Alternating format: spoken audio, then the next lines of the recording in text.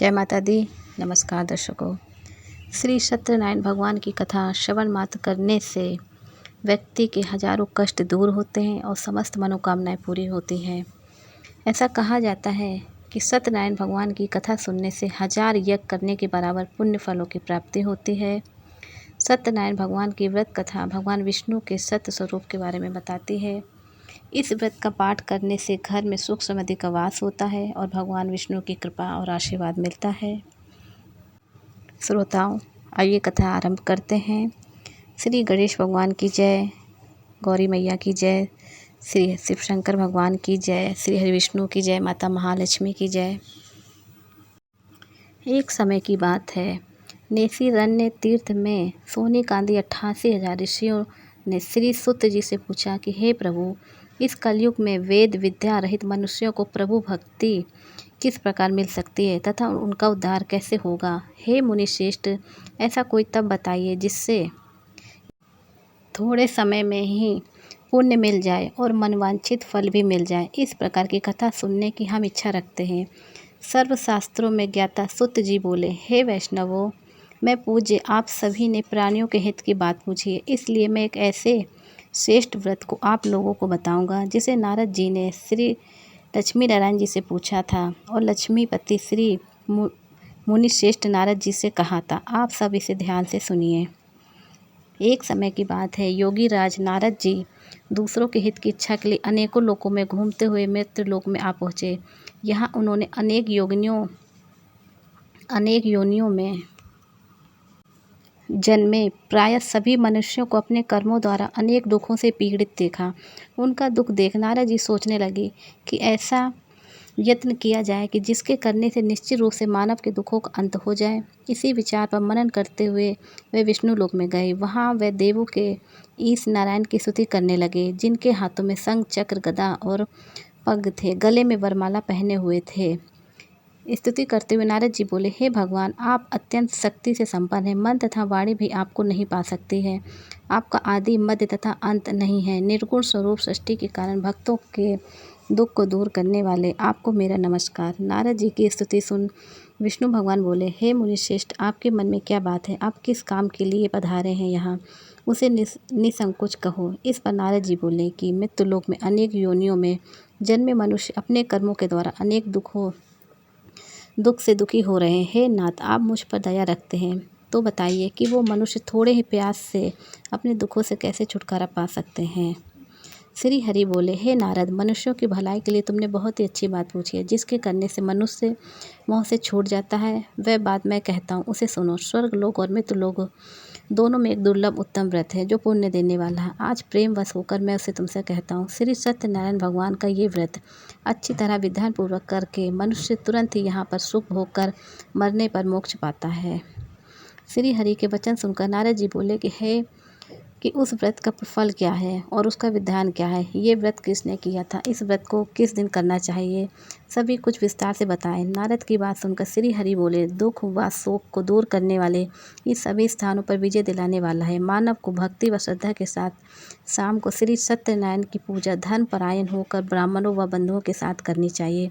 भक्ति भाव से ही नैवेद्य, केले का फल, घी, दूध और गेहूँ का आटा सवाया लें। गेहूं के स्थान पर साठी का आटा, शक्कर तथा गुड़ लेकर वह सभी भक्षण योग्य पदार्थों को मिलाकर भगवान का भोग लगाएं। ब्राह्मणों सहित बंधु बांधवों को भी भोजन कराएं। उसके बाद स्वयं भोजन करें। भजन कीर्तन के साथ भगवान की भक्ति में लीन हो जाएं। इस तरह से सत्यनारायण भगवान का ये व्रत करने पर मनुष्य की सारी इच्छाएं निश्चित रूप से पूरी होती है। इस कलिकाल अर्थात कलयुग में मृत्यु लोक में मोक्ष का यही एक सरल उपाय बताया गया है। श्री सत्यनारायण व्रत कथा का पहला अध्याय संपूर्ण। बोली श्री सत्यनारायण भगवान की जय। सत्यनारायण भगवान की व्रत कथा का दूसरा अध्याय। सूत जी बोले, हे ऋषियों, जिसने पहले समय में इस व्रत को किया था उसका इतिहास कहता हूँ, ध्यान से सुनो। सुंदर काशीपुरी नगरी में एक अत्यंत निर्धन ब्राह्मण रहता था। भूख प्यास से परेशान वह धरती पर घूमता रहता था। ब्राह्मणों से प्रेम करने वाले भगवान ने एक दिन ब्राह्मण का वेश धारण करके उसके पास जाकर पूछा कि हे विप्र, नित्य दुखी होकर तुम पृथ्वी पर क्यों घूमते हो? दीन ब्राह्मण बोला, मैं निर्धन ब्राह्मण हूँ, भिक्षा के लिए धरती पर घूमता हूँ। हे भगवान, यदि आप इसका कोई उपाय जानते हो तो बताइए। वृद्ध ब्राह्मण कहता है कि सत्यनारायण भगवान मनोवांछित फल देने वाले हैं, इसलिए तुम उसका पूजन करो। इसे करने से मनुष्य सभी दुख से मुक्त हो जाता है। वृद्ध ब्राह्मण बनकर आए सत्यनारायण भगवान उस निर्धन ब्राह्मण को व्रत का सारा विधान बताकर अंतर ध्यान हो गए। ब्राह्मण मन ही मन सोचने लगा कि जिस व्रत को वृद्ध ब्राह्मण करने को कह गया था, मैं उसे जरूर करूँगा। ये निश्चय करके बाद में उसे रात में नींद नहीं आई। वह सवेरे उठकर सत्यनारायण भगवान के व्रत का निश्चय कर भिक्षा के लिए चला गया। उस दिन निर्धन ब्राह्मण को भिक्षा में बहुत धन मिला, जिससे उसने बंधु बांधवों के साथ मिलकर श्री सत्यनारायण भगवान का व्रत संपन्न किया। भगवान सत्यनारायण का व्रत संपन्न करने के बाद वह निर्धन ब्राह्मण सभी दुखों से छूट गया और अनेक प्रकार की संपत्तियों से युक्त हो गया। उसी समय ये ब्राह्मण हर माह इस व्रत को करने लगा। इस तरह से सत्यनारायण भगवान के व्रत को जो मनुष्य करेगा वह सभी प्रकार के पापों से छूटकर मोक्ष को प्राप्त होगा। जो मनुष्य इस व्रत को करेगा वह सभी दुखों से मुक्त हो जाएगा। सूत जी बोले, इस तरह से नारद जी ने नारायण से कहा हुआ श्री सत्यनारायण व्रत को मैंने तुमसे कहा है। हे विप्रो, मैं अब और क्या कहूँ।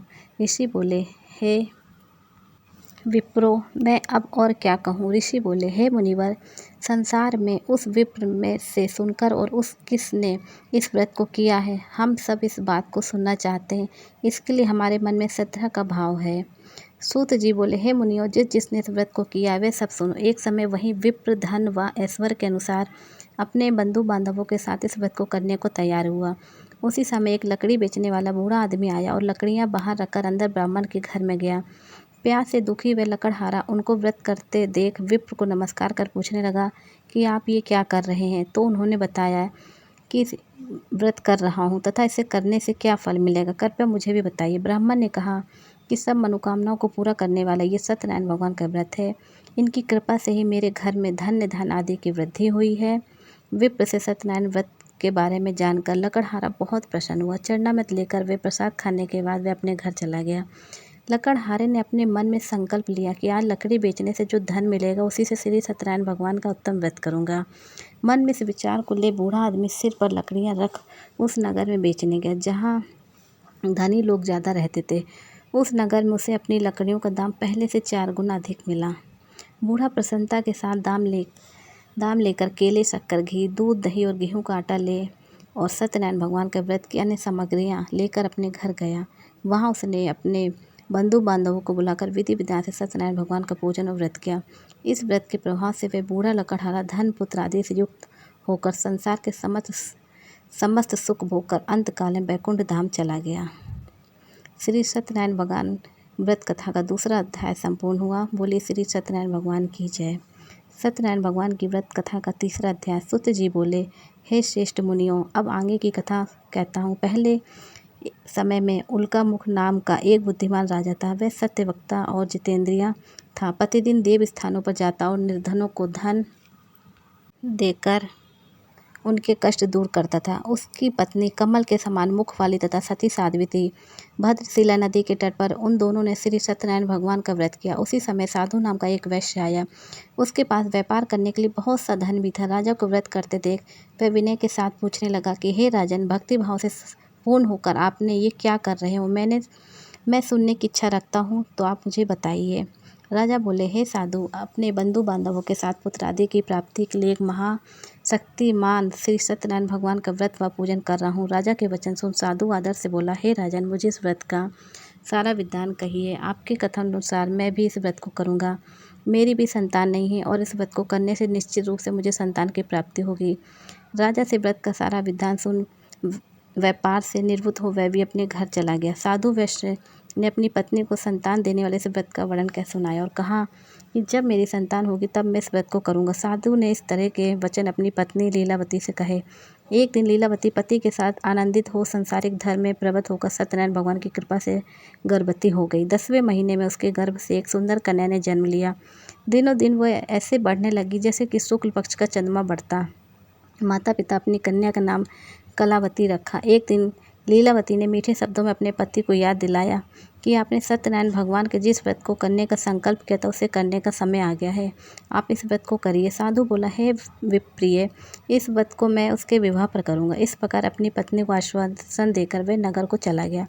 कलावती पिता के घर में रह को प्राप्त हो गई। साधु ने एक बार नगर में अपनी कन्या को सखियों के साथ देखा तो तुरंत ही दूत को बुलाया और कहा कि मेरी कन्या के योग्य वर देख कर आओ। साधु की बात सुनकर दूत कंचन नगर में पहुंचा और वहां देखभाल कर लड़की के सुयोग्य वाणिक पुत्र को ले आया। सुयोग्य लड़के को देख साधु ने बंधु बांधव को बुलाकर अपनी पुत्री का विवाह कर दिया। लेकिन दुर्भाग्य की बात ये कि साधु ने अभी भी श्री सत्यनारायण भगवान का व्रत नहीं किया। इस पर श्री भगवान क्रोधित हो गए और श्राप दिया कि साधु को अत्यधिक दुख मिले। अपने कार्य में कुशल साधु बनिया जमाई को लेकर समुद्र के पास स्थित होकर रत्नासारपुर नगर में गया। वहां जाकर दामाद ससुर ने दोनों मिलकर चंद्रकेतु राजा के नगर में व्यापार करने लगे। एक दिन भगवान सत्यनारायण की माया से एक चोर राजा का धन चुराकर भाग रहा था। उसने राजा के सिपाहियों को अपना पीछा करते देख चुराया हुआ धन वहां रख दिया जहां साधु ने अपने जमाई के साथ ठहरा हुआ था। राजा के सिपाहियों ने साधु के वेश के पास जाकर राजा का धन पड़ा देखा तो वे ससुर जमाई दोनों को बांधकर प्रसन्नता के साथ राजा के पास ले गया और कहा कि उन दोनों चोरों को हम पकड़ लाए हैं, आप आगे की कार्रवाई की आज्ञा दें। राजा की आज्ञा से उन दोनों को कठिन कारावास में डाल दिया गया और उनका सारा धन भी उनसे छीन लिया गया। श्री सत्यनारायण भगवान से श्राप से साधु की पत्नी भी बहुत दुखी हुई। राजा में जो भी धन रखा था उसे चोर चुरा ले गए। शारीरिक तथा मानसिक पीड़ा व भूख प्यास से अति दुखी हो अन्न की चिंता में कलावती के ब्राह्मण से घर गई। वहां उसने श्री सत्यनारायण भगवान का व्रत होते देख फिर कथा भी सुनी। वह प्रसाद ग्रहण कर वे रात को अपने घर वापस आई। माता की कलावती से पूछा कि हे पुत्री, अब तक तुम कहाँ थी, तेरे मन में क्या है? कलावती ने अपनी माता से कहा, हे माता, मैंने एक ब्राह्मण के घर से श्री सत्यनारायण भगवान का व्रत देखा है। कन्या के वचन सुन लीलावती भगवान के पूजन की तैयारी करने लगी। लीलावती ने परिवार व बंधुओं सहित श्री सत्यनारायण भगवान का पूजन किया और उनसे वर मांगा कि मेरे पति तथा जमाई शीघ्र घर आ जाए। साथ ही ये प्रार्थना भी की कि हम सबका अपराध क्षमा करें। श्री सत्यनारायण भगवान इस व्रत से संतुष्ट हुए और राजा चंद्रकेतु को सपने में दर्शन में कहा कि हे राजन, तुम उन दोनों वैश्य को छोड़ दो और तुमने उनका जो भी धन लिया उसे वापस कर दो। अगर ऐसा नहीं किया तो मैं तुम्हारा धन, राज्य संतान को भी नष्ट कर दूंगा। राजा को ये सब कहकर वह अंतर ध्यान हो गए। प्रातःकाल सभा में राजा ने अपना सपना सुनाया। फिर बोले कि बड़े पुत्रों को कैद से मुक्त कर सभा में लाओ। दोनों ने ही आते ही राजा को प्रणाम किया। राजा मीठी वाणी में बोला कि हे महानुभाव, भाग्यवश ऐसा कोई कठिन दुख तुम्हें प्राप्त हुआ, लेकिन अब तुम्हें कोई भय नहीं। ऐसा कह राजा ने दोनों को नए वस्त्राभूषण भी पहनाए और जितना धन उनका लिया था उससे दुगना धन वापस कर दिया। दोनों वैश्य अपने घर चल दिए। श्री सत्यनारायण व्रत कथा का तीसरा अध्याय संपूर्ण। बोले श्री सत्यनारायण भगवान की जय। सत्यनारायण भगवान व्रत की कथा का चौथा अध्याय। सुत जी बोले, वैश्य ने मंगलाचार कर अपनी यात्रा आरंभ की और अपने नगर की ओर चल दिए।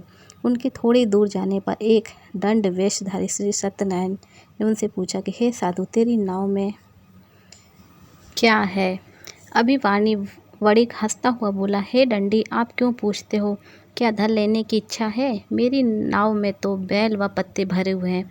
वैश्य के कठोर वचन सुन भगवान बोले, तुम्हारा वचन सत्य हो। दंडी ऐसे वचन कहकर वहां से दूर हो गए। कुछ दूर जाकर समुद्र के किनारे बैठ गए। दंडी के जाने के बाद साधु वैश्य ने नित्य क्रिया के पश्चात नाव को ऊंची उठते देखकर अचंभा माना और नाव में बैल पत्ते आदि देख वह मूर्छित हो जमीन पर गिर पड़ा। मूर्छा खुलने पर वह अत्यंत शोक में डूब गया। तब उसका दामाद बोला कि आप शोक ना मनाएं, ये दंडी का श्राप है, इसलिए हमें उनकी शरण में जाना चाहिए, तभी हमारी मनोकामना पूरी होगी। दामाद की बात सुनकर वह दंडी के पास पहुंचा और अत्यंत भक्तिभाव से नमस्कार करके बोला, मैंने आपसे जो जो असत्य वचन कहे थे उनके लिए मुझे क्षमा दें। ऐसा कहकर महान शोकातुर में रोने लगा। तब दंडी भगवान बोले, हे वणिक पुत्र, मेरी आज्ञा से बार बार तुम्हें दुख प्राप्त हुआ है। तू मेरी पूजा से विमुख हुआ। साधु बोला, हे भगवान, आपकी माया से ब्रह्मा आदि देवता भी आपके रूप को नहीं जानते, तब मैं अज्ञानी कैसे जान सकता हूँ? अब प्रसन्न हो जाइए, अब मैं सामर्थ्य के अनुसार आपकी पूजा करूँगा। मेरी रक्षा करो और पहले के समान नौका में धन भर दो। साधु वैश्य के भक्तिपूर्वक वचन सुनकर भगवान प्रसन्न हो गए और उसकी इच्छा अनुसार वरदान देकर अंतर्ध्यान हो गए। ससुर जमाई जब नाव पर आए तो नाव धन से भरी हुई थी। फिर वह अपने अन्य साथियों के साथ सत्यनारायण भगवान का पूजन कर अपने नगर को चल दिए। जब नगर के नज़दीक पहुँचे तो दूत को घर पर खबर करने के लिए भेज दिया। दूत साधु की पत्नी को प्रणाम कर कहता हुआ मालिक अपने दामाद सहित नगर के निकट आ गए।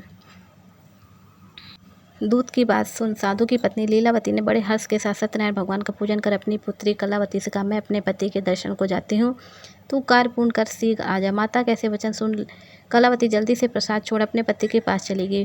प्रसाद की अवज्ञा का कारण श्री सत्यनारायण भगवान रुष्ट हो गए और नाव सहित उसके पति को पानी में डुबो दिया। कलावती अपने पति को वहां न पाकर रोती हुई जमीन पर गिर गई। नौका में डूबा हुआ देख कन्या को रोता देख साधु दुखी होकर बोला कि हे प्रभु, मुझसे तथा मेरे परिवार से जो भी भूल हुई उसे क्षमा करें। साधु के दीन वचन सुनकर श्री सत्यनारायण भगवान प्रसन्न हो गए और आकाशवाणी हुई कि हे साधु, तेरी कन्या मेरे प्रसाद को छोड़कर आई है, इसलिए उसका पति अदृश्य हो गया है। यदि वे घर जाकर प्रसाद खाकर लौटती है तो उसे उसका पति अवश्य मिलेगा। ऐसी आकाशवाणी सुन कलावती घर पहुंचकर प्रसाद खाती है और फिर आकर अपने पति के दर्शन करती। इसके बाद साधु अपने बंधु बांधवों सहित श्री सत्यनारायण भगवान का विधि विधान से पूजन करता है। इस लोक का सुख भोग व अंत में स्वर्ग जाता है। श्री सत्यनारायण व्रत कथा का 14 अध्याय संपूर्ण। बोले श्री सत्यनारायण भगवान की जय। सत्यनारायण भगवान ने व्रत कथा का 5वां अध्याय। सुत जी बोले, हे ऋषियों, मैं और भी ये कथा सुनाता हूँ, उसे भी ध्यानपूर्वक सुनो। प्रजापाल में लीन तुगध्वज नाम का एक राजा था। उसने भी भगवान का प्रसाद त्याग कर बहुत ही दुख स्नान किया। एक बार वन में जाकर वह वन्य पशुओं को मारकर वे बड़ के पेड़ के नीचे आया। वहां उसने ग्वालों को भक्ति भाव से अपने बंधुओं सहित सत्यनारायण भगवान का पूजन करते देख अभिमानवश राजा ने उन्हें देखकर भी पूजा में स्थान नहीं गया और ना ही उसने भगवान को नमस्कार किया।